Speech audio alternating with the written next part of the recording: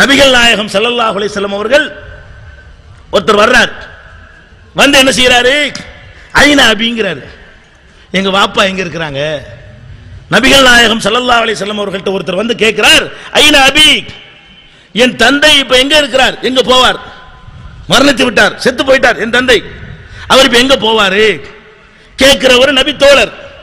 தந்தை வந்து இஸ்லாத்தை ஏற்றுக்கொள்ளாதவர், இஸ்லாத்தை ஏற்றுக்கொள்ளாத தந்தையை பற்றி நபி ஸல்லல்லாஹு அலைஹி வஸல்லம் அவங்கள்ட்ட கேட்கிறார், ஐனா அபி, எங்க வாப்பா எங்க இருப்பாங்க. ரசூல் ஸல்லல்லாஹு அலைஹி வஸல்லம் சொல்றாங்க, ஃபின்னார், நரகத்துல தான் இருப்பாங்க.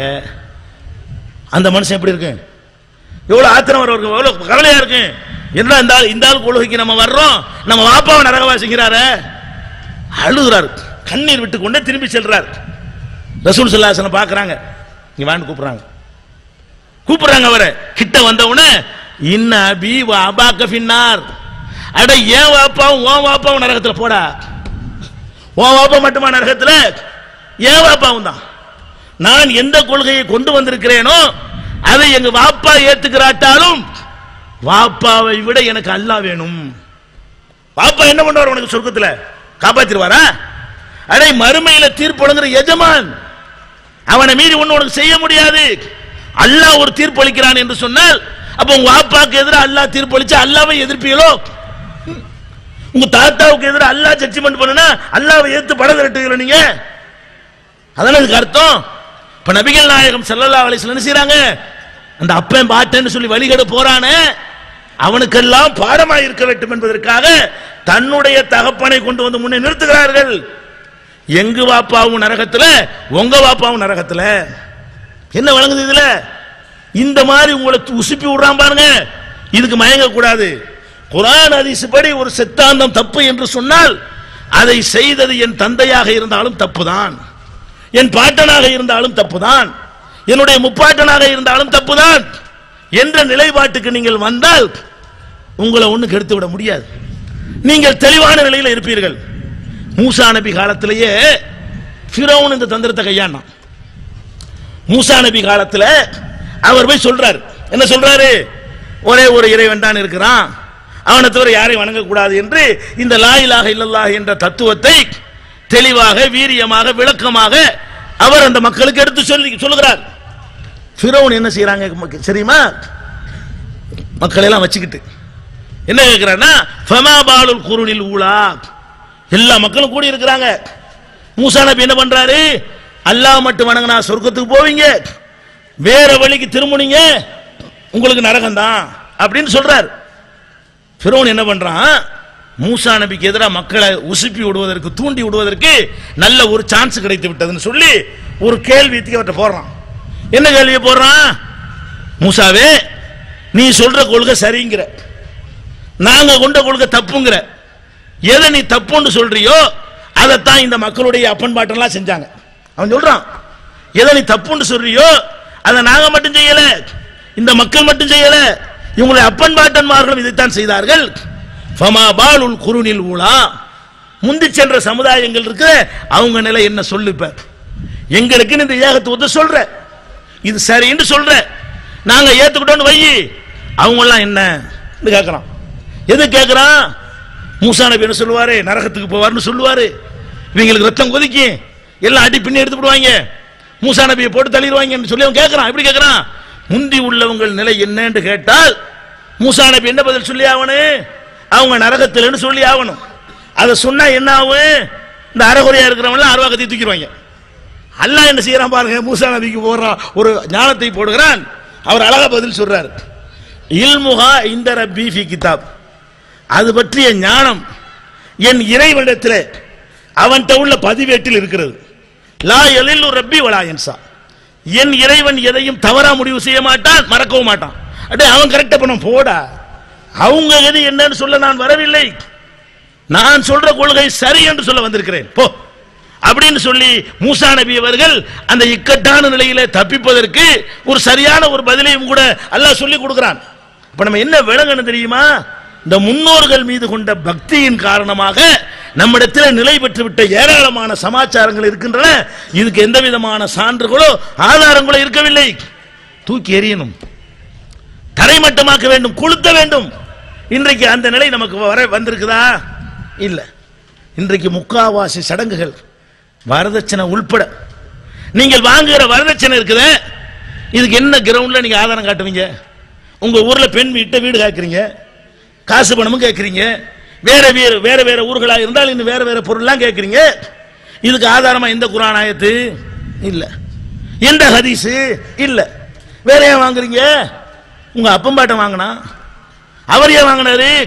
அவர் அப்பம்பாட்ட வாங்கினாரு. அவர் எதுக்கு வாங்கினாரு? அவருக்கு அப்பம்பாட்ட வாங்கியிருப்பாரு. அவர் ஏன் வாங்கினாரு? அவர் இந்து மதத்துல இருந்து வந்தாரு, அங்கிருந்து காப்பி அடிச்சுட்டு வந்துட்டாரு. இதான் விஷயம். இஸ்லாத்தில் உள்ளதா வரதட்சணை? இந்து மதத்தில் பிராமண சமுதாயத்தில் உயர் ஜாதிகள்கிட்ட இப்படி ஒரு பழக்கம் இருந்தது. பெண்களை கசக்கி பிடிக்கிற பழக்கம். பெண்களுக்கு சொத்துரிமை கிடையாது அந்த காலத்தில். அந்த சமுதாயங்கள்ல பெண்களுக்கு சொத்துரிமை இல்லாத காரணத்தினால் அந்த பொம்பளை ஏமாத்திடக்கூடாது. என்ன பண்ணா? சொத்தையும் சேர்த்து கொடு, நாளைக்கு சொத்து கொடுக்க மாட்டீங்கள, உனக்கு அப்படியா, உன் மார்க் அப்படியா? பெண்களுக்கு சட்டப்படியான சொத்துரிமை அல்லாஹ் வச்சிருக்கிறான். அப்பங்கர மூத்தா போனோம், பொண்டாட்டி பங்கு போய் கேட்டு வாங்கிட்டு வா போ, அது உனக்கு ஹலால், அது உனக்கு உரிமை. மாமனார் மூத்தா போயிட்டாரா, போய் நெல்லு போய் பொண்டாட்டி கூட்டிட்டு போய் என் பொண்டாட்டி ஒரு சொத்தை கொடுறா, ரெண்டுல ஒண்ணு பங்கு வச்சு கொடு, இது மார்க்கத்தில் ஹலால். இதெல்லாம் இல்லாத ஒரு சமுதாயம் பெண்களை ஏமாத்துறாங்கிறதுக்காக வேண்டி டவுரி வாங்கினா அதை உங்கள்ட்ட அப்பம்பாட்டுக்கு திணிச்சா இன்னைக்கு என்ன லெவலுக்கு ஆயிடுச்சு? ஊர் உலகம்லாம் சேர்ந்துக்கிட்டு எல்லாரும் அங்கீகாரம் கொடுக்கல ஆயிடுச்சா இல்லையா? இதுக்கு என்ன ஆதாரம்? மறுமையில் என்ன ஆதாரம் காட்டுவீங்க? அல்லாஹ் கேட்கிறான், ஏன்பா நீ வரதட்சணை வாங்கினிய, எந்த ஆயத்தில் அப்படி இருக்குது? ஆயத்தை நம்பர் சொல்ல இயலுமா? எந்த ஹதீஸ்ல இருக்குது சொல்ல இயலுமா? என்ன அங்க அல்லாஹ் உங்களுக்கு சொல்ல இயலு? எங்க அப்பம் பாட்டன் தான் சொல்லுவாங்க. என்ன சொல்லுவீங்க? அப்ப உங்க அப்பம் பாட்டன் போற இடத்துக்கு நீ போ, அதான ஜட்ஜ்மெண்ட். உங்க அப்பம் பாட்டன் தானே சொன்னாரு. உங்க அப்பம் பாட்டன் கொஞ்சம் பாக்குறியா? இந்த பாரு, பாத்துட்டியா? அப்போ இதாங்க தீர்ப்பாக. அப்ப நம்ம என்ன நினைக்கிறோம்? நம்ம அப்பம் பாட்டன்மார்கள் மேல பழிய போட்டு உலகத்தில் தப்பிச்சுட்டு போகலாம், அல்லாஹ்ட்ட தப்பிக்கல. அப்பன் பாட்டன் மேல பழி சொன்னோன்னு அல்லாஹ் ஏமாந்து விட்டுவான அவங்கள. அப்ப நம்ம என்ன பண்ணணும்? வரதட்சணைக்கு அழகா சொன்னார் அதனுடைய கொடுமைகளை எல்லாம். இங்க வந்திருக்கக்கூடியவர்கள் ஜமாத் நிர்வாகிகள் பெரியவர்கள்லாம் இருக்கிறீங்க. நீங்கள் மனது வைத்தால், உறுதியாக இருந்தால் நிச்சயமாக இந்த நிமிடத்தில் வரதட்சணை ஒழிக்க முடியும். நீங்கள் இஸ்லாம் முழுமைப்படுத்தப்பட்ட மார்க்கம் என்பதில் உறுதியான நம்பிக்கை உங்களுக்கு இருந்தால், அல்லாஹ் சொன்னதும் ரசூல் சொன்னதும் தான் எங்களுக்கு வேண்டும், அதை மீறி ஒன்று எங்களுக்கு தேவையில்லை. அல்லாஹ் முழுமைப்படுத்தியப்பட்ட மார்க்கத்தில் நாங்கள் மாசு ஏற்படுத்த மாட்டோம் என்பதில் நீங்கள் உறுதியாக இருந்தால் இப்ப தீர்மானம் போடலாம், ஊரை கூட்டி தீர்மானம் போடலாம். நிர்வாகிகள் வந்து நீங்கள் எல்லாம் விரும்பினீர்களை எல்லாம் தீர்மானித்து விடுவார்கள். நீங்க எதிர்ப்பீங்கிறது தான் அவங்க தயங்கிட்டு இருக்கிறாங்க. நிர்வாகத்தில் உள்ள பொறுப்பாளர்கள் இருக்கிறாங்களே, அவங்களுக்கு வரதட்சணை வாங்குற உடன்பாடு கிடையாது. மக்கள் நம்ம வரதட்சணைக்கு எதிராக நடவடிக்கை எடுத்தா மக்கள் அதை எதிர்ப்பாங்களோ, கொந்தளிப்பாங்களோ, எதிர்ப்பு வருமோ என்று பயந்து கொண்டுதான் பள்ளிவாசல் ஜமாத்து நிர்வாகிகள் முத்தவள்ளிகள் உலமாக்கள் எல்லாம் அதற்கு எதிராக களமிறங்காமல் இருக்கிறார்கள். நீங்கள் கையெழுத்து வேட்டை நடத்தி வரதட்சணை ஒழிக்க வேண்டும், ஜமாத்தில் முடிவு கொண்டு வாருங்கள் என்று ஜமாத்தை வற்புறுத்தினீர்களேயானால் மன நிறைவோடு மகிழ்ச்சியோடு அத்தகைய தீர்மானங்களை எந்த ஜமாத்தா இருந்தாலும் எடுப்பார்கள். இதற்கு அனுபவ ரீதியாக என்னுடைய சொந்த ஊரில் எடுத்தப்பட்ட தீர்மானத்தை நான் சொல்லலாம். நாங்கள் 1980 நான் திருமணம் செய்கிற பொழுது வரதட்சணை வாங்கல, மகர் தான் கொடுத்தேன் அதுல எழுத சொன்னேன், மறுத்துட்டாங்க. நான் ஒருத்தன் பைத்தியக்காரனா இருந்தேன். எல்லாம் வாங்கி கொண்டிருக்கிற ஒரு ஊர்ல நீ மட்டும் வாங்காம இருப்பியா? நீ மட்டும் மகர் கொடுப்பியா? நாங்கெல்லாம் பேயன் பைத்தியக்காரனா அப்படின்னு கேட்டு நான் மகர் ரொக்க மகர் கொடுக்கிறேன், வரதட்சணை வாங்கல, அதை எழுத மறுத்த ஊர் என்னுடைய ஊர். 80களில் 1980 இன்றைக்கு என்ன நிலைமை? 2003 இந்த 23 ஆண்டு கால பிரச்சாரத்தின் காரணமாக, அங்க உள்ள மக்களுடைய உழைப்பின் காரணமாக என்ன மாற்றம் ஏற்படுது என்று சொன்னால், வரதட்சணையை ஒழித்து கட்டி ஆக வேண்டும் என்ற சிந்தனை பயங்கரமாக துளிர் விட்டு எழ ஆரம்பிக்கிறது. மக்கள் கொந்தளிக்கிறார்கள். ஒரு நாள் ஊரே கூடுகிறது. எங்க ஊர் தொண்டி முழு அனைத்து தெருவும் கூடுகிறது. கூடி உறுதியான முடிவுக்கு ஜமாத் வருகிறார்கள். ஏன் வர்றாங்க? மக்கள் தெளிவாயிட்டாங்க. இதை ஒழிக்கிறீங்களா இல்லையா? வரதட்சணை பாவம்னு சொல்லிக்கொண்டு இப்படி பள்ளிவாசல்ல வச்சு அதை ஆதரிப்பீங்க? எப்படி அதை பதிவு பண்ணுவீங்க? அதுக்கு எப்படி சாட்சி கையெழுத்து போடுவீங்க? அதுக்கு எப்படி நீங்க அங்கீகாரம் கொடுப்பீங்க?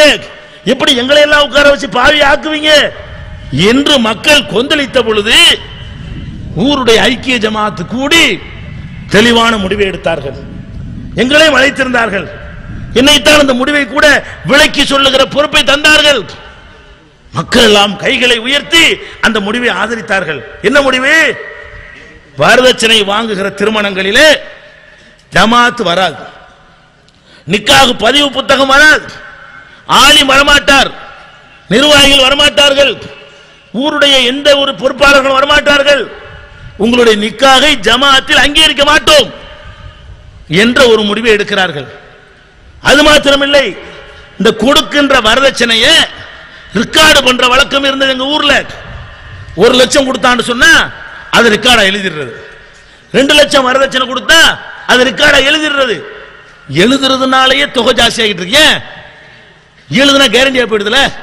நாளைக்கு பொண்டாட்டி வேணான்னு சொன்னா கூட அதை ரிட்டர்ன் வாங்கிடலாம்ல. அப்படிங்கிறதுக்காக வேண்டி 2 கொடுத்தவன் 3 கொடுக்குறாங்கிறான், 3 கொடுத்தவன் 4 கொடுக்குறாங்கிறான். அதை பதிவும் செய்ய மாட்டோம், தொகையை பதிவு செய்ய மாட்டோம். நீ கள்ளத்தனமா யாருக்கும் தெரியாம வாங்கி இருந்தால் உனக்கும் அல்லாஹ்வுக்கும் உள்ள விஷயம் எங்களுடைய புத்தகத்தில் ஏறாது.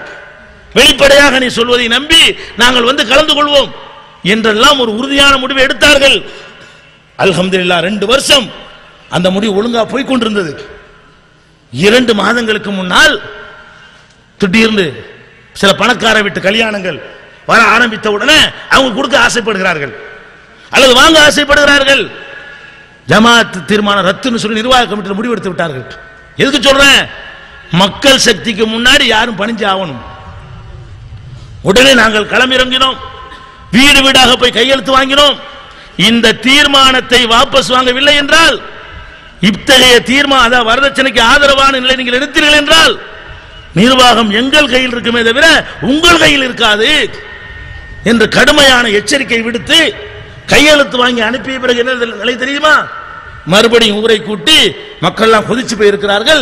பழையபடி நம்ம வாங்க வேண்டாம், நம்ம ஆதரிக்க வேண்டாம் என்று முடிவெடுத்திருக்கிறார்கள். எதுக்கு இதை சொல்றேன்? நீங்கள் இஸ்லாம் முழுமையான மார்க்கம் என்று நம்பினால் அதுக்கு செயல் வடிவம் கொடுங்கள். 40 வயசு கன்னிகளுடைய கண்ணீரை துடையுங்கள், ஓடி போவதிலிருந்து அவர்களை காப்பாற்றுங்கள். மகளுக்கு திருமணம் முடிக்கவில்லை என்று தற்கொலை செய்து கொள்கிறானே அவனுடைய உயிரை காப்பாற்றுங்கள். ஊரு ஊரா போய் பிச்சை எடுக்கிறான மகளுக்கு கல்யாணம் பண்றதற்காக அவனுடைய மானத்தை காப்பாற்றுங்கள். பிற சமுதாய மக்கள் காரி துப்புகிற அளவுக்கு இந்த சமுதாய அவலத்துக்கு போய் கொண்டிருக்கிறது, அதிலிருந்து சமுதாயத்தை காப்பாற்றுங்கள். ஆதாரம் இல்லைங்கிறதுனால அப்ப இஸ்லாம் முழுமைப்படுத்தப்பட்ட மார்க்கம் என்றால் இப்படி நீங்கள் முடிவெடுக்க வேண்டும். உங்க அப்பம் பாட்டம் செஞ்சு ஏதா இருந்தாலும் சரி மறுபரிசீலனை செய்யுங்க. இதை சொல்லும் போது இப்போ யார் வருவா தெரியுமா? கள்ள உலமாக்கள். நல்ல உலமாக்கள் நிறைய இருக்கிறார்கள்.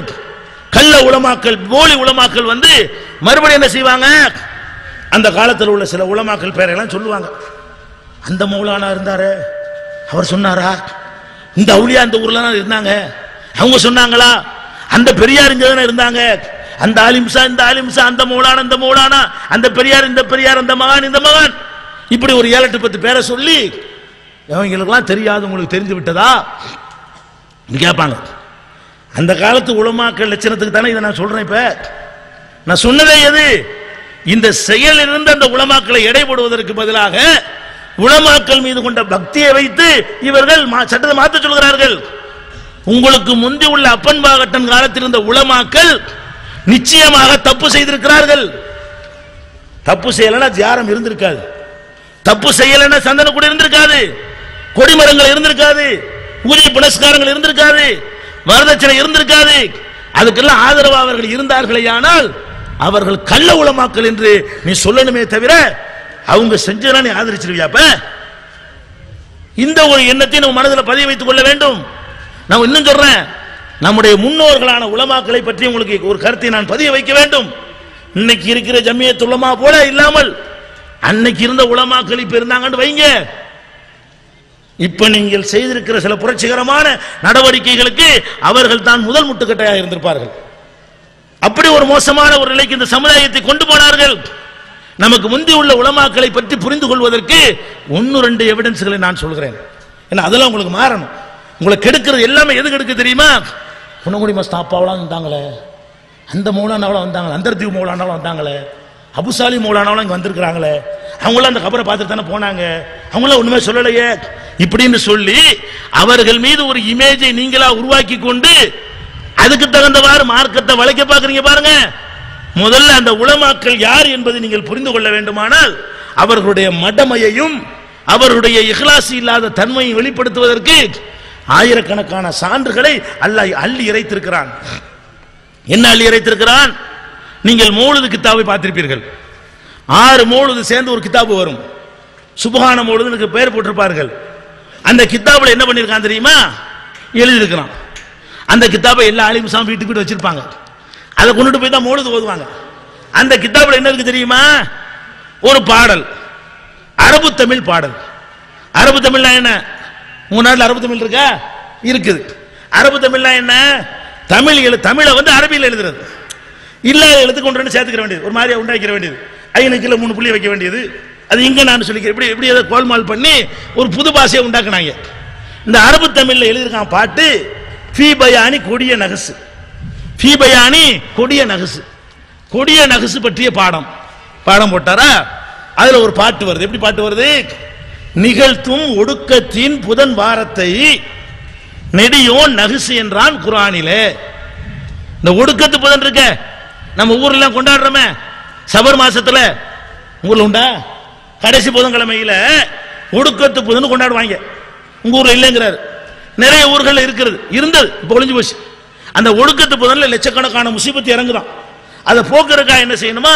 மா இலையில ஓலையில என்னத்தை எழுதி அதை கரைச்சு குடிக்கணும், கொஞ்சத்தை தலையில தொழிச்சுக்கிறணும், குளிக்கிறது நில ஊத்திக்கிறணும். இப்படி எல்லாம் சில சடங்குகளை செய்து ஒரு கிறுக்குத்தனத்தை செய்து கொண்டிருந்தார்கள். இதுக்கு என்ன ஆதாரம் கேட்கிறீங்களா?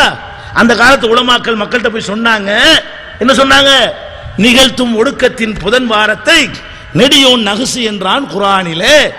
ஒடுக்கத்து புதனை பத்தி குர்ஆன்லயே அல்லாஹ் நகுசுன்னு சொல்லிவிட்டான். நகுசுனா பீடன்னு சொல்லிவிட்டான்ட்டாங்க. அப்ப மக்கள் என்ன பார்ப்பாங்க? குர்ஆன்ல இருக்குதாப்ப, சரிதான் செய்ய ஆரம்பிச்சுட்டாங்க. இவ்வளவு நாள் அந்த மௌலிது கிதாபு இருக்குதே, அதை நீ வாசிக்கிட்டு இருக்கிறிய, உலமாக்கள் அங்கீகரிச்சுக்கிட்டு இருக்கிறிய, குர்ஆன்ல இப்படி இருக்கான்னு என்னையா எடுத்து பாத்தியா? குர்ஆன்ல ஒடுக்கத்து புதன் நகுசுன்னு இருக்குதா? ஒடுக்கத்து புதன்கிற வார்த்தையும் குர்ஆன்ல இல்ல, புதன்கிற வார்த்தை கூட குர்ஆன்ல இல்ல. குர்ஆன்ல எடுத்து பார்த்தா சனிக்கிழமை பத்தி குர்ஆன்ல இருக்கிறது, வெள்ளிக்கிழமை பத்தி குர்ஆன்ல இருக்கிறது. புதன்கிழமை குர்ஆன்ல இருக்குதா? புதன்கிழமை என்னன்னு காலண்டரை போய் பாருங்க. யௌமுல் அர்பியான்னு போட்டிருப்பான். யௌமுல் அஹது போடுற மந்த்லி காலண்டர் போடுவான் பாருங்க. அதுல பாத்தீங்கன்னா அரபி தமிழ்லாம் சேர்த்து போட்டிருப்பான். அந்த மாதிரி எங்க நாட்டில் வழக்கு முன்னாடி இருந்து எடுத்து பாருங்க. புதன்கிழமை அரபு நாட்டுக்கு போனவங்க கூட தெரியும். புதன்கிழமைக்கு என்ன வார்த்தை? அல் அரபியான்னு சொல்லுவாங்க. அல் அரபியாங்கிற வார்த்தையை குர்ஆன்ல எடுத்துக்காட்டு, 1 கோடி ரூபாய் தர்றேன். புதன்கிழமைங்கிற வார்த்தையை குர்ஆன்ல எடுத்து காட்ட முடியாது. ஆனால் என்ன பண்ணாங்க? குர்ஆன்ல இருக்குன்னு சொன்னா எல்லாரும் தலையாட்டிட்டு இருந்தோம். அப்ப உலமாவுடைய லட்சணம் விளங்குதா? அந்த காலத்துல சொல்றேன். அந்த காலத்துல நீங்க என்ன அந்த அந்தர்தீவ் மௌலானா, அந்த மௌலானா பல்லா கவுலியா, குணங்குடி மஸ்தான் கவுலியா சொல்றீங்களே, இவங்களோட லட்சணம் விளங்குதா உங்களுக்கு? மார்க்கத்தை பற்றி ஒண்ணும் அறியாத மூடர்கள் தான் உலமாக்கள் என்ற பெயரில் அன்றைக்கு இருந்தார்கள். நம்முடைய மார்க்கம் ஒன்றாக இருக்க நம்மள என்ன பண்றோம்? ஹனஃபி என்றும் ஷாஃபி என்றும் மாலிகி என்றும் ஹம்பலி என்றும் வேறுபடுத்திக் கொண்டிருக்கிறோம். எல்லாத்துக்கும் என்ன காரணம்? அந்த பெரியார்கள் மீது நாம் கொண்டிருக்கிற பக்தி காரணம். அபு ஹனீஃபா மேல ஒரு பக்தி ஒரு ஆளுக்கு, ஷாஃபியின் மீது ஒரு ஆளுக்கு பக்தி, மாலிக்கின் மீது ஒரு ஆளுக்கு பக்தி. ஏன் அந்த பக்தியை ரசூலுல்லாஹ் மேல வைக்க கூடாதா? ரசூல் மதுஹபா நீங்க இருக்க கூடாதா? நபிகள் நாயகம் ஸல்லல்லாஹு அலைஹி வஸல்லம் என்ன சொன்னார்கள் என்று பார்த்து அதை பின்பற்ற கூடாதா? அபு ஹனீஃபாவை விட ரசூலுல்லாஹ்வுக்கு ஒழுங்கா விளக்க தெரியாதா? ரசூலுல்லாஹ் விளக்கியதை விட ஷாஃபி இமாம் சிறப்பாக விளக்கி விடுவார்களா? ரசூலுல்லாஹ் விளக்கியதை விட அற்புதமா மாலிக் இமாம் உங்களுக்கு விளக்கி விடுவார்களா? ரசூலுல்லாஹ் அந்த மக்களை பண்படுத்தியதை விட ஹம்பலி இமாம் உங்களை பண்படுத்தி விடுவார்களா? ஏன் இப்படி மதுஹப் என்று இல்லாத ஒன்றை ஏன் திணித்தீர்கள்? உங்கள் முன்னோர்கள் செய்த அந்த தவறை ஏன் திருத்திக் கொள்ள மறுக்கிறீர்கள்? சிந்தித்து பார்க்க வேண்டும். இமாம் அபு ஹனீஃபா ரஹ்மத்துல்லாஹி அலைஹி அவர்கள் சிறந்த அறிஞர். அவர் என்ன சொன்னார் என்று மதுஹப் நூல்களில் இருக்கிறது. என்ன இருக்கிறது? இதா ஸஹல் ஹதீஸு ஃபஹுவ மத்ஹபி. ஆதாரபூர்வமான ஹதீஸ் இருக்கு பாருங்க, அதை ஏற்று நடப்பதுதான் என் மதுஹப். என்னை பின்பற்றுவது என் மதுஹப் இல்லை. ஆதாரப்பூர்வமான நபி வழியை ஏற்றுக்கொள்வதுதான் என்னுடைய மதுஹப். யார் சொன்னது? இமாம் அபு ஹனீஃபா சொன்னார்கள். மாலிக் இமாம் என்ன சொன்னார்கள்? மாலிக் இமாம் அவர்கள் மதீனாவில் வாழ்ந்த அறிஞர். மதீனாவிலே வாழ்ந்து ரசூலுல்லாஹ்வுடைய ரவுதாவுக்கு பக்கத்தில் பாடம் நடத்தி கொண்டிருக்கக்கூடியவர். அவர் மக்களுக்கு சொன்னார், மக்களே, இந்த உலகத்தில் இந்த கபரில் அடங்கி இருக்கிறாரே, யார? ரசூலுல்லாஹ் காட்டி, இந்த கபரில் அடங்கி இருக்கிறாரே, இவருடைய சொல்லை தவிர வேற எவருடைய சொல்லாக இருந்தாலும் ஏற்கத்தக்கதும் இருக்கும், எடுத்து வீசத்தக்கதும் இருக்கும். இந்த ஒரு ஆள் சொல்லத்தான் அப்படி ஏத்துக்கலாங்கிறார். யாரு? மாலிக் இமாம் சொல்றாங்க. ரசூலுல்லாஹ்வுடைய அடக்கத்தலத்தை காட்டி சொல்கிறார்கள்.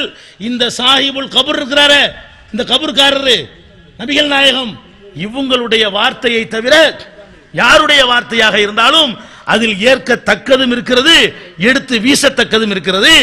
ஆராய்ச்சி பண்ணி பார்த்து சரியானதை ஏத்துக்க, தப்பா இருந்தா தூக்கி போடு. தன்னையவே முன்னிறுத்தி சொன்னார். எப்படி சொன்னாரு? இன்னமா அன பஷருன், நான் ஒரு மனிதன், உக்தி வ உஸீப், தப்பாவும் சொல்லக்கூடிய ஒரு மனிதன், சில நேரங்களில் சரியாகவும் சொல்லக்கூடிய ஒரு மனிதன். இதா குல்து கவுலன் யுகாலிஃபு கவுல ரசூலில்லாஹி ஸல்லல்லாஹு அலைஹி வஸல்லம், ரசூல் சொல்லுக்கு மாத்தமாக நான் ஒரு சொல்லை சொல்லி இருந்தால் ஃபத்ருகு கவுலி, என் சொல்லை விட்டு விடுங்கள். மாலிக் சொன்னார். ஷாஃபி இமாம் அப்படித்தான் சொன்னார்கள். அவங்க எல்லாம் மதுஹபை ஸ்தாபிக்கவில்லை. இப்ப நாங்க சொல்ற இதே மாதிரி சொன்னார்கள். எங்கள் மீது பக்தி கொண்டு நீங்கள் எங்களை பின்பற்றினால் அது எவ்வளவு பெரிய தவறோ, அந்த தவறை இமாம்கள் மீது செய்து கொண்டிருக்கிறீர்கள். அவங்க மதுஹபை உண்டாக்க வரவில்லை, தங்களுக்கு ஆள் சேர்க்க வரவில்லை, ரசூலுல்லாஹ்வுக்கு ஆள் சேர்க்க வந்தார்கள். ரசூலுல்லாஹ்வுடைய அணியிலே மக்களை திரட்ட வந்தார்கள். அவர்களை நோக்கி மக்களை அழைக்க வந்தார்கள். தடம் புரண்டு மக்கள் போகாமல் இருப்பதற்காக தங்களுடைய வாழ்வை அர்ப்பணிக்க வந்தார்கள். எல்லாரும் சொன்னார்கள். ஹம்பல் இமாம் என்ன சொன்னாங்க? ஹம்பல் இமாமுடைய உஸ்தாது தான் ஷாஃபி இமாம். உங்களுக்கு தெரியும், ஷாஃபி இமாமுடைய உஸ்தாது தான் மாலிக் இமாம். 3 பேர் ஆசிரியர் மாணவர் பாரம்பரியம். ஹம்பல் இமாம் சொல்றாங்க, லா துகல்லிது ஷாஃபிய, எங்க உஸ்தாது ஷாஃபி சொன்னாலும் கேட்காத. மாணவர் சொல்றாருங்க, மாணவர் சொல்றாரு, லா துகல்லிது ஷாஃபிய, எங்க அஜர்த்து ஷாஃபி சொன்னாலும் கேட்காத. ஒலா மாலிகன், எங்க அஜர்த்துக்கு அஜர்த்து மாலிக் இருக்கிறாரு, அவர் சொன்னாலும் கேட்காத. ஒலல் அவுசாயி, அவுசாயின்னு ஒரு இமாம் இருந்தாரு, அவர் சொன்னாலும் கேட்காத. ஒல சௌரி, சுஃபியான சௌரின்னு ஒரு இமாம் இருந்தார் காலத்தில், அவர் சொன்னாலும் கேட்காத. வஹுது மின் ஹைஸ் அஹது, அவர்கள் எப்படி விளங்கி செயல்பட்டார்களோ அப்படி விளங்கி செயல்படு. யார் சொன்னது? ஹம்பல் இமாம் சொல்றாங்க. அப்ப எல்லா இமாம்களுமே குர்ஆன் படி நடங்கள், நபி வழியில் நடங்கள் என்று பிரச்சாரம் செய்த சீர்திருத்தவாதிகள், அவ்வளவுதான். அவர்கள் ஒரு மதத்தை உண்டாக்க வரவில்லை, தங்களுக்கு ஆள் பிடிக்க வரவில்லை, தாங்கள் சொல்வதை கேட்கக்கூடிய கூட்டத்தை உண்டாக்க வரவில்லை. அப்படி நீங்கள் உண்டாக்கினீர்களேயானால் மறுமையிலே அவர்கள் உங்களை காக்க மாட்டார்கள், மறுமையிலே உங்களை கைவிடுவார்கள். அல்லாஹ்வுடைய ரசூலை கைவிடுவார்கள் இருக்கிற இவங்களாம் ஏமாத்துறோம். ஈசா நபி கைவிடுவார்கள், ரசூல் ஸல்லல்லாஹு அலைஹி வஸல்லம் கைவிடுவார்கள். இன்னொரு ஈசாவை அல்லாஹ் விசாரிப்பான், ஈசா நபியை நீ என்ன அப்படி சொல்லி கொடுத்தியா? என்னை பின்பற்றுங்கள் சொன்னியா? எங்க அம்மா பின்பற்றுங்கள் சொன்னியா? அல்லாஹ் வந்து ஈசா நபிட்ட கேட்பான். ஈசா நபி என்ன சொல்லுவாங்க? சுப்ஹானக, அல்லாஹ் என்னது ஆச்சரியமா இருக்கிறது, மா குல்துலஹும் இல்லாம அமர்த்தனி பிஹி, எனக்கு என்ன ஆணையிட்டாய் அதைத்தான் நான் சொன்னேன். இன் குல்து குல்துஹு பகத் அலிம்தஹு, நான் சொல்லி இருந்தா உனக்கே தெரியுமே என்று கேட்கணுமா? தஅலமு மாஃபி நஃப்ஸி வல அலமு மாஃபி நஃப்ஸிக, என் உள்ளத்தில் உள்ளது உனக்கு தெரியும், உன் உள்ளத்தில் உள்ளது எனக்கு தெரியாதல்லா அப்படின்னு கைவிட்டு, இன் துஅதிபுஹும், இவங்கள யார என்னை கடவுள் குமார்னு சொன்னாங்களே இவங்கள, என்னுடைய தாயார கடவுள் பொண்டாட்டின்னு சொன்னாங்களே இவங்கள விரும்பினால் நீ தண்டித்துக்கொள், விரும்பினா மன்னித்துக்கொள், அதுல என்றாலே நான் ஆளு இல்ல, உன் விருப்பம்னு சொல்லி ஒதுங்கிடுவாராம். இந்த வசனம் இறங்கின உடனே நபிகள் நாயகம் ஸல்லல்லாஹு அலைஹி வஸல்லம் சொன்னாங்க, என் சகோதரர் ஈசாவை விசாரித்தது போல் என்னையும் அல்லாஹ் விசாரிப்பான். என்ன விசாரிப்பான்? முகமது, நீங்க தான் ஜாரம் கட்ட சொன்னீங்களா? நீங்க தான் கூட எடுக்க சொன்னீங்களா? நீங்க தான் கொடிமரம் ஏற்ற சொன்னீங்களா?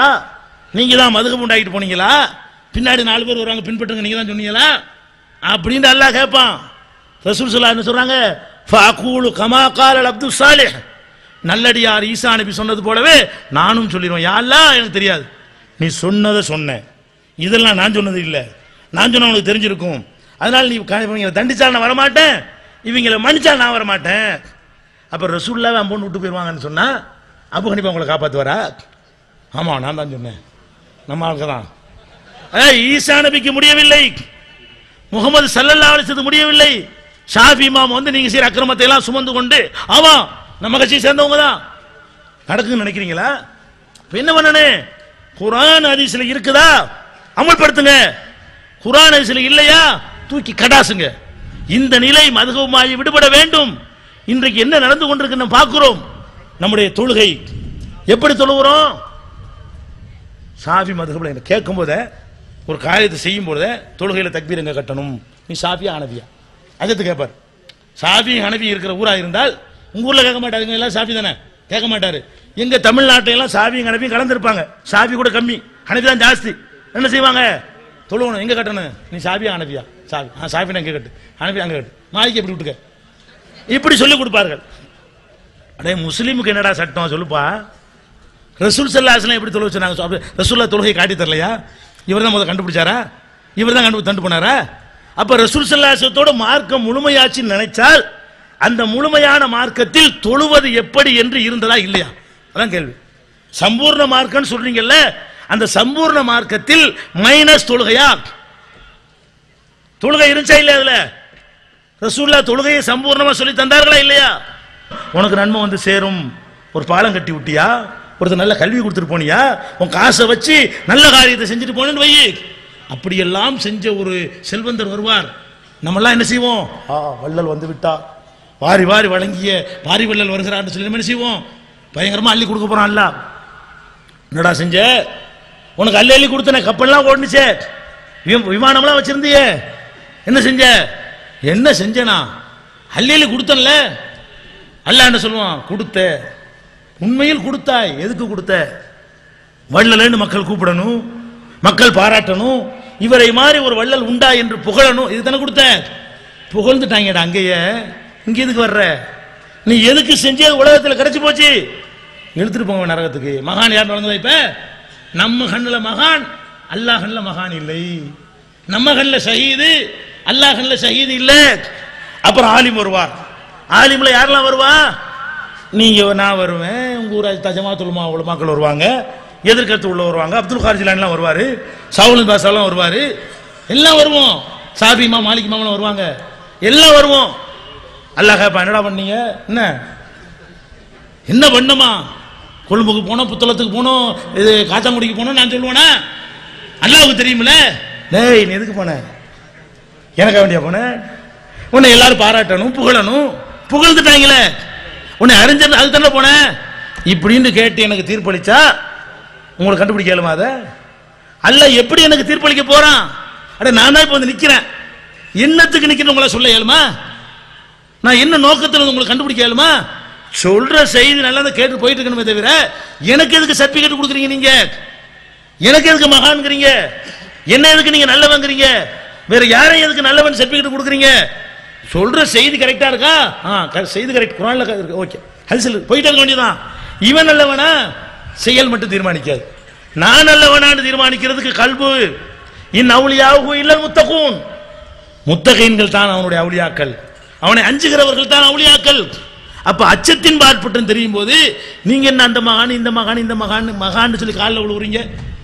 மனிதன் காலில் மனுஷன் விழுவுறீங்க. கேடு கட்டு போய் செய்குங்கிறீங்க, அவனை மகான்ங்கிறீங்க, அவனுக்கு என்னமோ இருக்குங்கிறீங்க.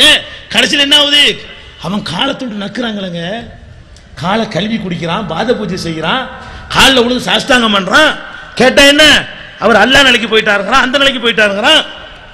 அந்த நிலைக்கெல்லாம் போறாங்க. ரசூலுல்லாஹ் போகலையா? ரசூலுல்லாஹ் அனுமதிச்சாங்களா?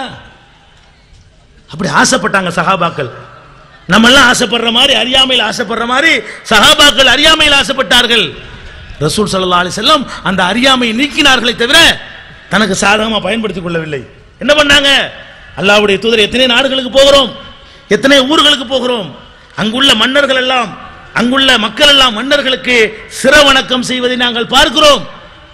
நீங்கள் அதை விட அதிக தகுதி படைத்தவர்கள், அதனால உங்களுக்கு செய்தா செய்ய போறோம், பேச செஞ்சுட்டு போங்கன்னு கால் நீட்டினாங்களா?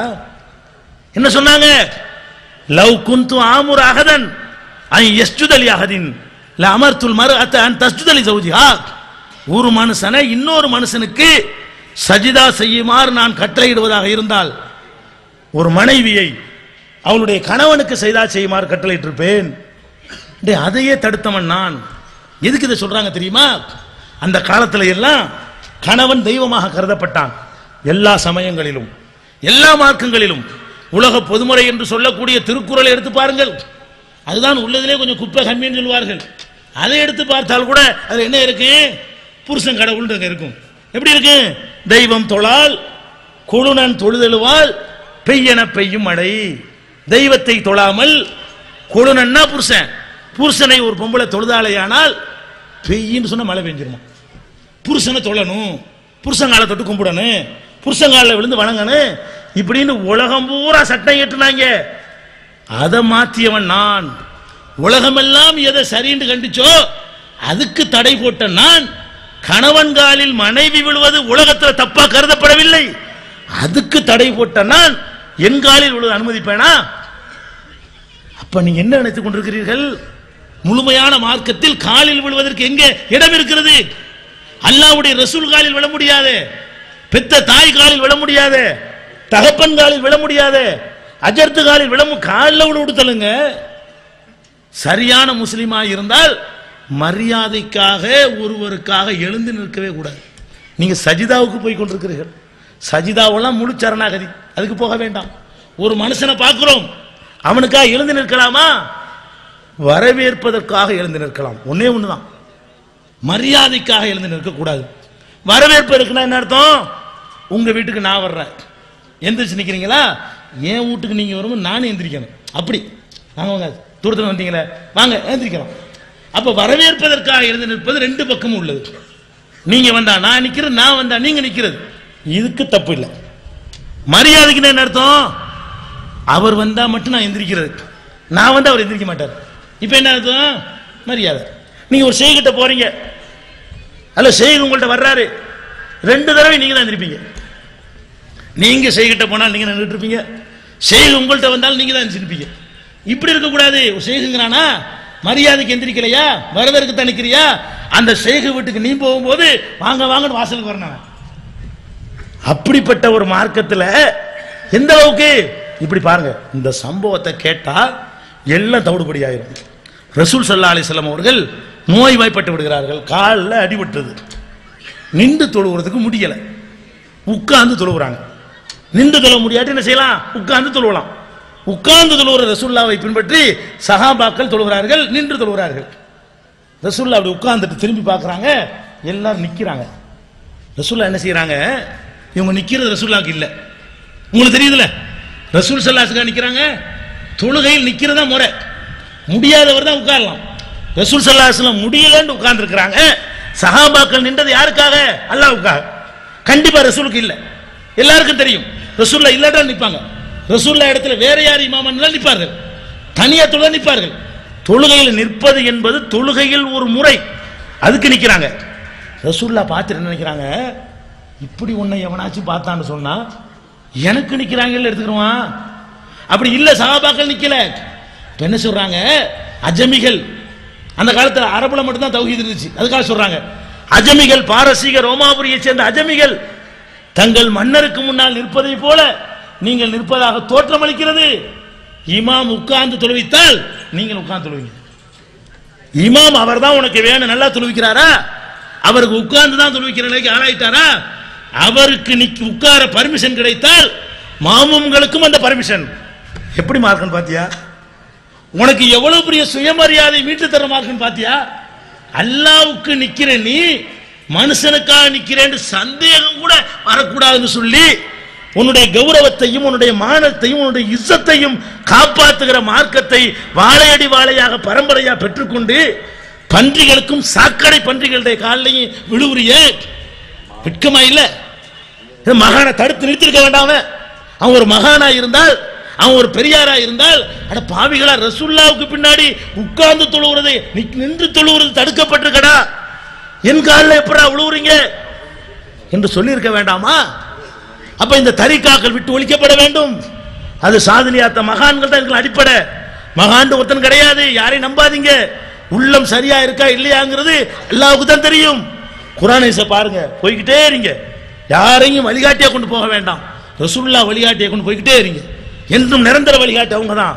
அப்புறம் காதிரியா தரிகா, அங்க என்ன செய்வாங்க, புதுசு புதுசா திக்ரு, ஹக்கு ஹக்கு ஹக்கு தூ ஹக்குமா, திக்ரு கூட ஹக்கு தூக்குலாம் இருக்கா? சரி, ஹக்குண்டா உண்மைன்னு அர்த்தம், தூண்டா என்ன, அது எந்த பாஷை, அது என்ன பாஷைங்க? தூண்டா தூ கியா போல்தா ஹே, உருது, உருதுக்காரன் எவனை எழுதியிருக்காங்க நல்லா தெரியுது. அரபில அன்தன்னு சொல்லணும், நீங்கிறதுக்கு அரபில என்ன செய்யணும், அன்தன்னு சொல்லணும். அந்த நீங்கிறதுக்கு உருதுல எப்படி சொல்லணும், தூண்டு சொல்லணும். தூண்டா நீ, தூண்டா நீங்கள், இதான் உருது வார்த்தை. இவன் இந்த திக்ரில் என்ன பண்றான், ஹக்கு தூ ஹக்கு, ஹக்கு மெய்யானவன், தூ ஹக்கு நீதான் மெய்யானவன்கிறான். இதை என்ன வழங்குது, இந்த திக்ரு உருதுக்காரன் கண்டுபிடிச்சது. சரியா போச்சா? இது ரசூலுல்லாஹ் கண்டுபிடிச்சது இல்ல. இதுக்கு அப்துல் காதர் ஜிலானி உருதா, காதிரியா தரிக்காங்கறிய. அப்துல் காதர் ஜிலானி பிறந்து வளர்ந்து எல்லாம் ஈராக்ல, அவர் அரபி தான் பேசினார். அவர் உருது பேசினாராங்கிறத விடுங்க, அவர் காலத்துல உருதே உருவாகி இருக்கல. உருதுக்கு 400 வருஷம் தான் ஆகுது. உலகத்துல உருது மொழி உண்டாகி இந்த ஆப்கானிஸ்தான்ல இருந்து முகலாய மன்னர்கள் இந்தியாவுக்கு வந்து அந்த ஆப்கான் மொழியையும் இந்தியாவில் இருந்த சமஸ்கிருத மொழியையும் போட்டு ஒரு மிக்ஸ் பண்ணி ஒரு கடைஞ்சி அவங்களுக்குள்ள பேசி அதுக்கு பிறகு உண்டான மொழி தான் உருது மொழி. நபிமார்களே அனுப்பப்படாத மொழி. ஏன், ரசூலுல்லாஹ்வுக்கு முந்தி வந்த மொழிக்கு தான் அல்ல நபி அனுப்பியிருப்பான். கடைசி நபியா போயிட்டாங்க. இங்கிலீஷுக்கெல்லாம் கூட நபி வந்திருப்பாங்க, மலையாளத்துக்குலாம் நபி வந்திருப்பாங்க, நம்ம தமிழுக்கெல்லாம் நபி வந்திருப்பாங்க, உருதுக்கு நபி வந்திருப்பாங்கன்னா வந்திருக்க மாட்டாங்க, அடிச்சு சொல்லலாம். ஏன், உருது வந்து ரசூலுல்லாஹ்வுக்கு பிந்தி வந்து போச்சு. ரசூலுல்லாஹ்வுக்கு பிந்தி நபி கிடையாது. ரசூலுல்லாஹ்வுக்கு முந்தி இருந்த பாஷைக்கு தான் ஒவ்வொரு பாஷைக்கு நபியால் அனுப்புனான். நபி வராத மொழி, ரசூலுல்லாஹ் காலத்தில் இல்லாத மொழி, அப்துல் காதர் ஜிலானி காலத்தில் இல்லாத மொழி. அப்துல் காதிர் பேர்ல தான் காதிரியா தரிகா. அப்துல் காதர் ஜிலானியில் உள்ள காதிர் இருக்க, அவர் பேரை வச்சு தான் காதிரியா ஜலாலியா ராத்திபுத்துன் ஜலாலியாவலாம் அந்த காதிரியா தரிகா. அப்ப அந்த காதிர் காலத்திலே இல்லாத பாஷை இது. அப்துல் காதர் ஜிலானி சம்பந்தம் இருக்குமா? அப்ப ரசூல் ஸல்லல்லாஹு அலைஹி வஸல்லம் என்ன பண்றாங்க, திக்ருகளை நான் தான் கற்று தருவேங்கிறாங்க. நல்லா விளங்கிக்கிறங்க. திக்ருன்னு உங்க இஷ்டத்துக்குலாம் பண்ண இயலாது. அரபில உள்ள வாசகத்தை சொன்னா கூட அது திக்ராயிராது. திக்ருனா என்ன, உருப்போடுவது என்று சொன்னால் சும்மா ஒரு தடவை சொல்றாண்டா உங்களுக்கு தெரிஞ்ச பாஷையில் இருப்பீங்க, இறைவா கடவுளே நிகரற்ற அன்புடையவனே அப்படி சொல்லிட்டு போயிடலாம். நிகரற்ற அன்புடையவன், நிகரற்ற அன்புடையவன், நிகரற்ற அன்புடையவன், இப்படி திக்ர் செய்வதாக இருந்தால் அதுக்கு யூஸ் பண்ணக்கூடாது. அதுக்கு என்ன பண்ணணும், அல்லாஹ்வோ ரசூலோ அதை செய்யின்னு உனக்கு சொன்னா தான் செய்யணும். அதுல அரபி மொழியில் கூட மாற்றம் செய்யக்கூடாது. ஒரு தடவை நபிகள் நாயகம் ஸல்லல்லாஹு அலைஹி வஸல்லம் அவர்கள் உறங்கும் போது ஓதுகிற துஆவை ஒரு சஹாபிக்கு கற்றுக் கொடுக்கிறார்கள். அதுல ஒரு வாசகம் வரும், ஆமன்து பி கிதாபிக்கல்லதி அன்ஸல்த வ நபியிக்கல்லதி அர்ஸல்த. இத ரசூலுல்லாஹ் சொல்லி கொடுப்பாங்க. அந்த ஆள் என்ன பண்ணுவாரு, நான் சரியா மனப்பாடம் பண்ணிருக்கேன்டா பாருங்கன்னு ரசூலுல்லாஹ்ட்ட ஒப்பு வைப்பார். ஒப்பு வைக்கல என்ன பண்ணுவாரு, ஆமன்து பி கிதாபிக்கல்லதி அன்ஸல்தன்னு கரெக்டா சொல்லிடுவாரு. ஓ நபியிக்கல்லதி அர்ஸல்தன்னு ரசூலுல்லாஹ் சொல்லி கொடுத்துருப்பாங்கல்ல, இவர் என்ன பண்ணுவாரு, ஓ நபியிக்கல்லதி அர்ஸல்தவ சொல்லாம வ ரசூலிக்கல்லதி அர்ஸல்தன்னு சொல்லிடுவார். ரெண்டு அர்த்தம் ஒண்ணுதான். ஓ நபியிக்கல்லதி அர்ஸல்தனா என்ன, நீ அனுப்புன நபியை நம்புனேன். ஓ ரசூலிக்கல்லதி அர்ஸல்தனா என்ன, நீ அனுப்புன ரசூலை நம்புனேன். ரெண்டும் ஒண்ணுதான். ஒரு வகையில பார்த்தா அந்த இடத்துல ரசூல் தான் பொருத்தமானது. ஏன் அறிவை கொண்டு, உங்க அறிவை கொண்டு, அபூஜஹலுக்கு இருந்த அரபு மொழி அறிவை கொண்டு பார்த்தால் எது பொருத்தமானது, ரசூல் அர்சல் பொருந்துவாங்க. நபியிக்கல்லதி அர்சல்தங்கிற வார்த்தைக்கு அர்சலவிலிருந்து பிறந்த ரசூல் தான் மேட்ச் ஆகும், நபிங்கிறது மேட்ச் ஆகாது. ஆனா ரசூலுல்லாஹ் என்ன சொல்லி கொடுத்தாங்க, நபியிக்கல்லதி அர்சல்தங்கறாங்க. இவர் அர்சல்தவுக்கு தகுந்த மாதிரி இவர் கொஞ்சம் ஐடியா பண்ணி ஒரு ரசூலிக்கல்லதி அர்சல்தங்கறாரு. எல்லாம் ஒன்று தானே போன விடல ரசூலுல்லாஹ். இது பெரிய தப்பும் கிடையாது, பயங்கரமான மிஸ்டேக் ஒன்றும் ஏற்பட்டுல. ரசூல் அவங்களுடைய பெயர் தான், நபி அவங்களை சொல்றது தான். யாயகர் ரசூல் குர்ஆன்ல இருக்கிறது, யாயகுன் நபின்னு குர்ஆன்ல இருக்கிறது. அப்ப ரசூலன் நபியா, நபியன் ரசூலா என்று எல்லாம் சொல்லிக்கிட்டு தான் இருக்கிறான். ரசூலா என்ன பண்றாங்க, சொன்ன உடனே லா நிறுத்து கூடாது. ஓ நபியிக்கல்லதி அர்ஸல்த, நபிக்கு நான் என்ன சொன்னேன், நீ அதிக பிரசங்கியா, என்ன எதுக்கு அவன் அனுப்பி வச்சிருக்கிறான், நான் எதுக்கு அவனுக்கு சொல்லி தர்றேன், நீங்களா கண்டுபிடிச்சிக்கல துவாக்கலைனா, நீங்களா திக்ரை கண்டுபிடிப்பீங்களா? ரசூலுல்லாஹ் சொல்றாங்க லா அப்படி சொல்லக்கூடாது. வ நபியிக்கல்லதி அர்ஸல்தன்னு சொல்லு, வ ரசூலிக்கல்லதி அர்ஸல்தன்னு சொல்லாத. இப்ப திக்ர்னா என்ன வாங்குதா, அவங்க சொல்லி தந்த மொத்த துவாவில் ஒரு சொல் மாறுது. ஒரு சொல் மத்தெல்லாம் அவங்க சொல்லி கொடுத்தது. ஒரு சொல் மாறுவதை கண்டிக்கிறார்கள்.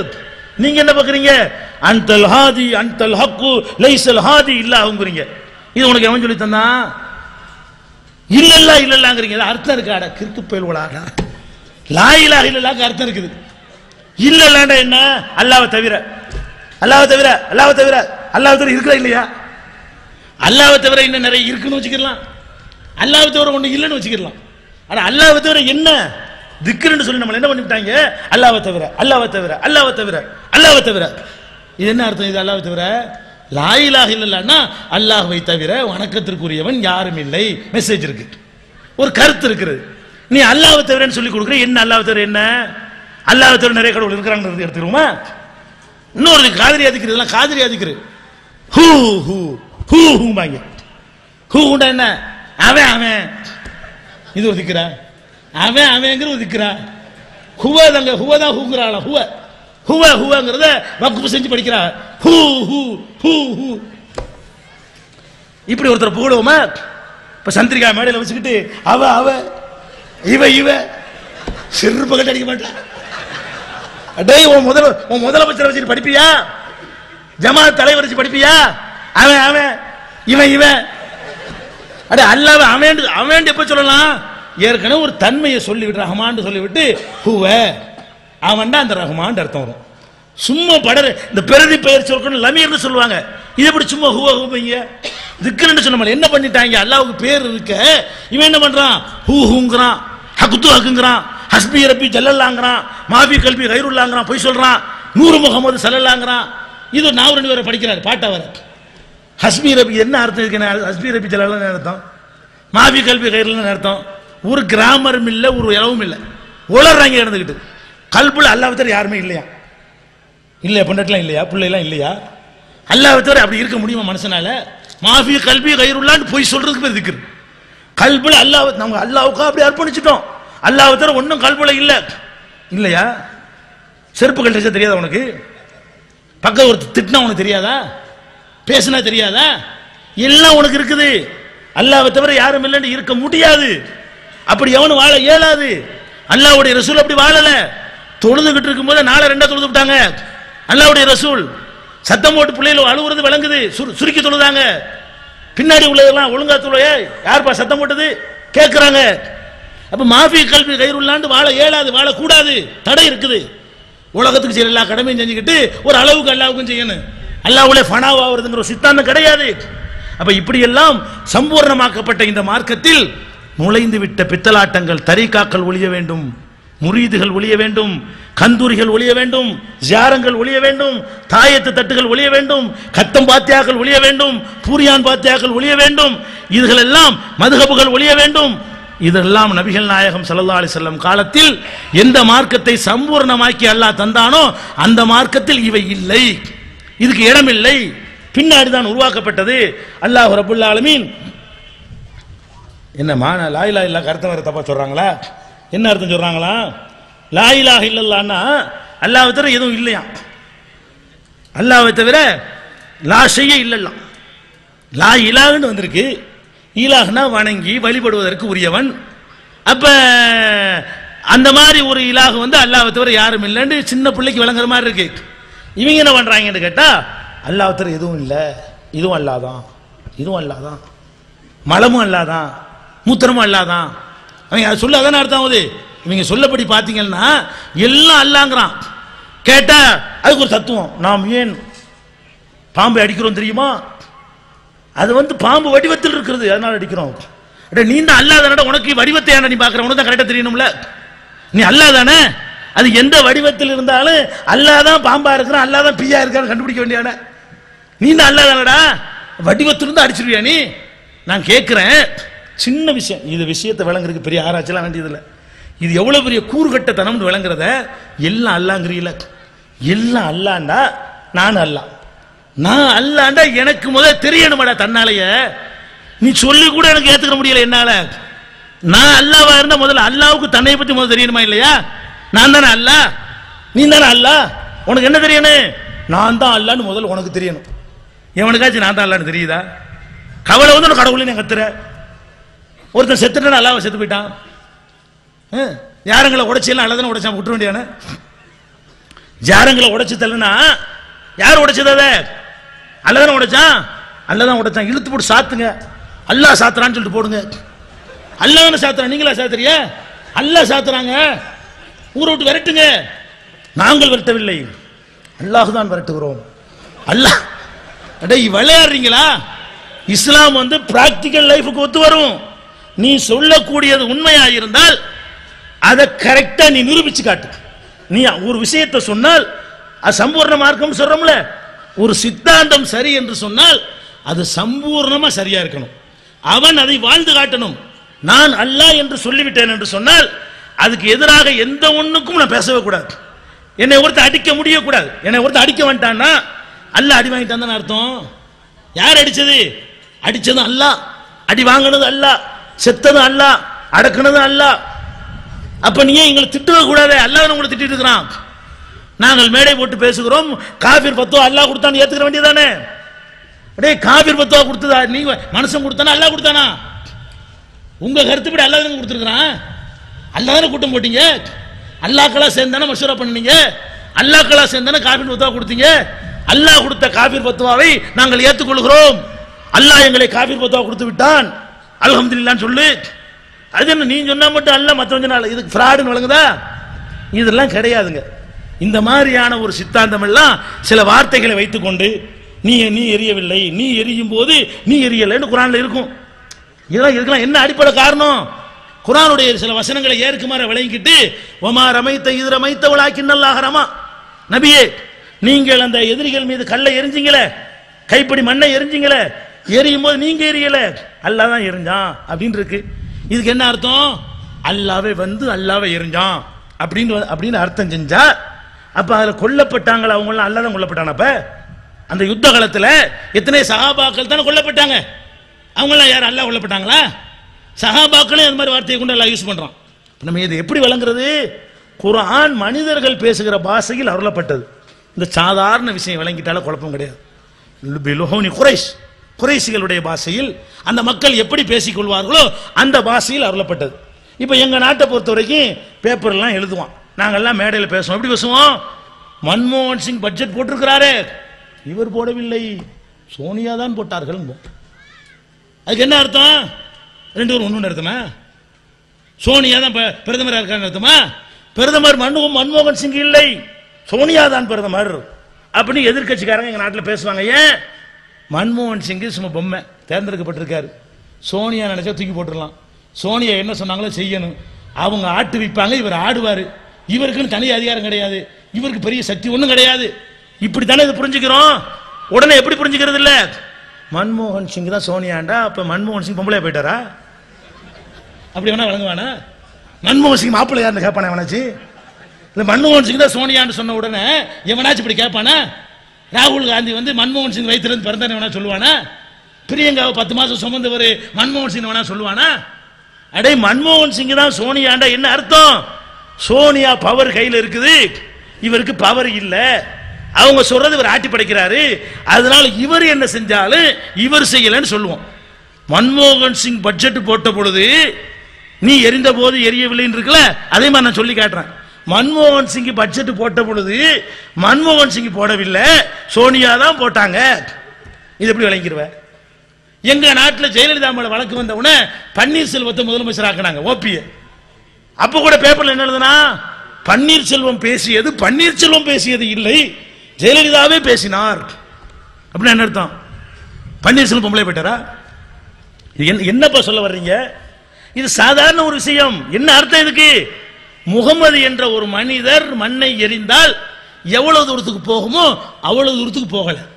முகமது என்ற மனிதர் மண்ணை எரிந்தால் அது என்ன ரிசல்ட்டை ஏற்படுத்துமோ அதை ஏற்படுத்தவில்லை. அத மாதிரி கோடி மடங்கு ரிசல்ட்டை ஏற்படுத்தியது. ஒவ்வொருத்தனையும் குறி வச்சு அடிச்சது. அங்க கொண்டு சேர்த்த வேலை நம்ம வேலை, இப்படிங்கிறது உன் வேலை. கொண்டு போய் அங்கங்க விட்டம் பாரு, அது நம்ம வேலைடாங்கிறாள். இதான சாதாரண விலங்கலையா?